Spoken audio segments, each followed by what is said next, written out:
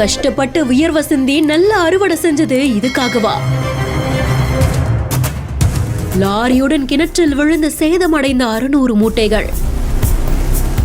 விழுப்புரம் மாவட்டம் செஞ்சி ஒழுங்குமுறை விற்பனை கூடத்துக்கு பக்கத்துல தமிழ்நாடு வணிப கழகத்திலிருந்து 600 நெல் மூட்டைகளை ஏத்திக்கிட்டு லாரி ஒன்று வந்திருந்திருக்கு. இது அந்த பகுதியிலேயே இருக்கக்கூடிய பயன்பாட்டில் இல்லாத ஒரு கிணத்துக்கு பக்கத்துல நிறுத்தி வைக்கப்பட்டிருந்திருக்கு.